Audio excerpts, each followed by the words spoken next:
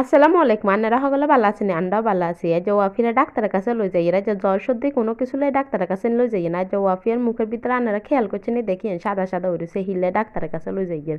ওয়াফিয়ারে 2 বছরের ভিতরে হিতেরে লই যায় কতবার ডাক্তারের কাছে গেছে, একমাত্র হসপিটাল আল্লাহ ওয়াফিয়ার আইন ছাড়া কেউ জানে না। ওয়াফিয়ার আব্বুও কইতে হারে না, কারণ ওয়াফিয়ার আব্বু ওয়াফিয়ার এত ডাক্তারের কাছে নেয় না, কারণ ওয়াফিয়ার আব্বুর সময় হয় না। প্রথম সন্তান হারানোর পরে কিন্তু দ্বিতীয় সন্তানের মায়া হয় অতিরিক্ত, যার কারণে ওয়াফিয়ার প্রতি আমাদের মায়াটা অতিরিক্ত। দুনিয়া এক সাইডে, ওয়াফিয়া আমাদের জন্য এক সাইডে, বুঝছেন নি? আর যা কিছু কথা কই, নতুন যেগুন মা হইবেন হিগুনের বিশেষ করে ইগুন দরকারি কথা, হিগুনে বিশেষ করে শুনবেন। আর কথা ব্যাকে মনে কষ্ট নিয়ে না, মনে কষ্টের কথা না, কারণ কি সন্তান হারানো কষ্টটা বেশি, মনে কষ্ট তুনো। যেগুলো নতুন মা হবেন সেগুলো সবসময় ডাক্তারের পরামর্শ শুনবেন।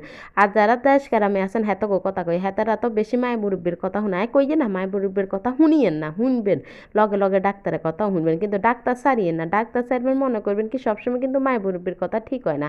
হিললে কইয়ে অঙ্গা কথা গান খারাপ লাগলো সময় মতো হইলে ঠিকই বুঝবেন, বুঝছেন নি? আর যে ওয়াফিয়ার এই বয়স যেন দিতাম যায় যে কতবার কাছে, যে বয়স দিতে আর 20 মিনিট লাগে না, যে এই বয়সে 1.5 ঘন্টাও দিই শেষ করতাম হারিয়ে না, তাইলে বুঝেন এই বয়স দিতে আর কি কষ্ট। মানে কিছু কথা কইতাম যাইও কইতাম হারিয়ে না, খারাপ লাগে নিজের কাছে। আবার কিছু কথা কইতেও আন্ন করে মন চায় যে আন্নারা বিপদে না হন আন্নানি। আমি কিন্তু ওয়াফিয়ারে সবসময় সরকারি হসপিটালে ডাক্তার দেখায়, ঢাকা এলে দেখায় ঢাকা সরকারি হসপিটালে, ফেনী থাকলে ফেনী সদরে দেখায়।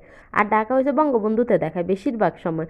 বঙ্গবন্ধুর প্রতিটা গেট প্রতিটা দরজা একেবারে হিতির লগে আড়ি আড়ি ব্যাগা ফয়ে হয়ে গেছে, অঙ্গা মুখস্থ হয়ে গেছে, যার কারণে আর অঙ্গা এডে আইলেও কোনো সমস্যা হয় না, নিজে নিজে ব্যাগ ডাক্তার দেখালাইতাম হারি। আঙ্গা ওয়াফিরে ডাক্তার দেখাতাম হবে হসপিটালে ঢুকিয়ে, দেখেন ঢুকতে কত লোক, লোক দেখে মনে আর কি হসপিটালের ভিতরে কিচ্ছা লোক হইব। এবারে যাই হোক হসপিটালে টিকিট কাটতাম গেছি আর কর কি 12টার পরে আর টিকিট দেনা ওমা, এবারে কিয়া করমু। আমি হরের দিন চলিয়ামু 12টার হরে টিকিট দেনা, এবারে কিচ্ছি রেফারেল বলি গেছি আরেকখান টিকিট আর ব্যাগের তা আসলে ব্যাগে টিকিট ইয়ে লই। ওমা রেফারেলায় যায় দেখি হেডে 2 ঘন্টা দাঁড়ায় দাঁড়ায় রেফার লইছি। যাই হোক রেফার লইছি, রেফার লইবার হরে 3 ঘন্টা লাগছে আবার ডাক্তার দেখাতে। এর ভিত্তে কি হয়েছে জানেননি? এর ভিত্তে 3 ঘন্টা হরে ডাক্তার দেখাতাম যাই, এবারে বাইত গেছি আর বাসাত যাই আর ভাইয়া কই কি ওরে তুই রেফারেল লাইনি 2 ঘন্টা দাঁড়াইছিল সাই কই হ্যাঁ। এবারে হ্যাঁ তারা কি বুদ্ধি দিয়ে শুনবে, কই কি রেফারেল তুই দাঁড়াই রইছিস কিলে, তুই নিজে নিজে কলম দিয়ে রেফার লিখিয়ে লাইতি, তাইলে তো তোর আর 2 ঘন্টা নষ্ট হইতো না, তুই এতক্ষণে ডাক্তার দেখাই চলে যেত। এবারে কোন তোর নিজের টেকনিক যদি আর আগে দিয়ে মনে থাকতো বা আগে হইতো, তাহলে কি 2 ঘন্টা দাঁড়ায় থাকি সময় নষ্ট করার লাগতো না।